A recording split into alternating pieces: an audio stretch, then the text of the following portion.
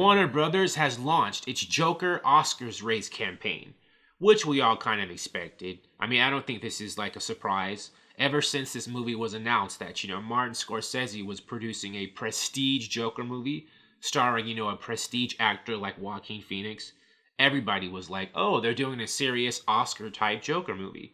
And, it has come to this.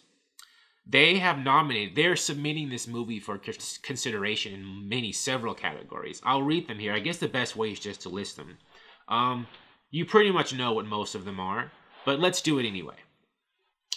Best Picture, and, for that, it's Todd Phillips, Bradley Cooper, and Emma Tillinger-Koskoff.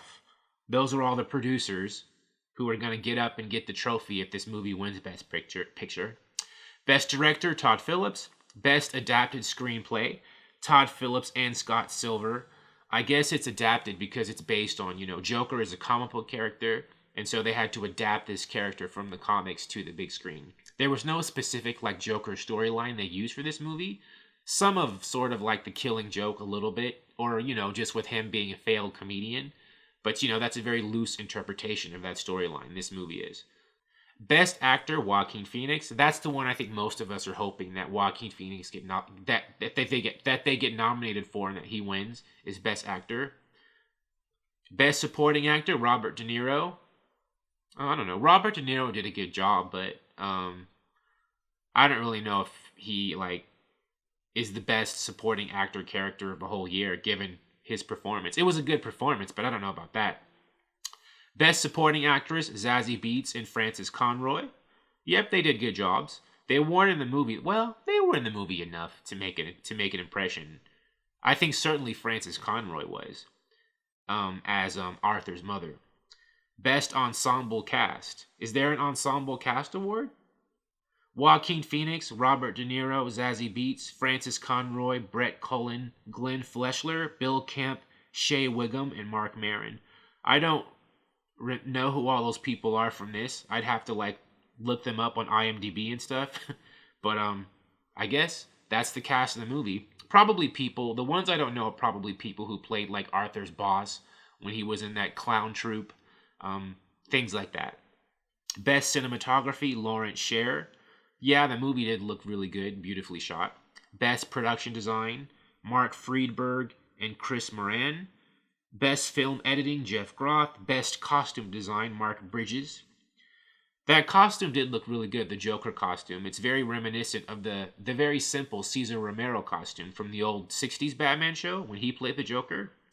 Best Visual Effects, Edwin Rivera, Matthew Giampa, and Brian Godwin.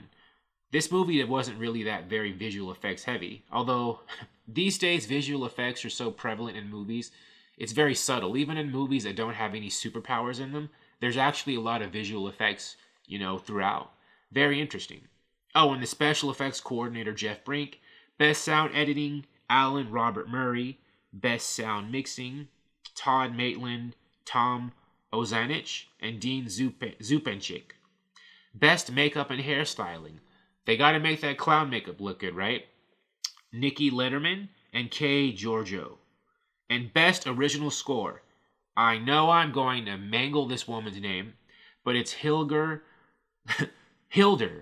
Gudnadottir. I know I said that completely wrong. But yeah, that score, magnificent. I'm keeping my fingers crossed for this one too, because her work on that Joker soundtrack was mesmerizing. I listened to that one song on YouTube over and over again. The one they played when Arthur at the end of the movie got out of the car during the riots, and he smeared the blood on his face and smiled in front of his adoring fans, the crowd, the rioters. That music that they were playing during that song was just powerful. With that scene, it was iconic. So yeah, she deserves that Oscar. Definitely the nomination. But yeah, there we have. Those are the categories a Joker could be nominated in and win. And since this movie is closing in, getting close to $1 billion, I don't know if it'll actually make $1 billion. But since it's going to crack 900 million, that's going to make it seem a lot more legit in Oscar voters' minds, more difficult to ignore, right? Because if this movie wasn't catching on with people, it wouldn't be making that much money. And even being Joker's an inspiration for like protesters around the world, rioters, right? So clearly this character and this movie is resonating.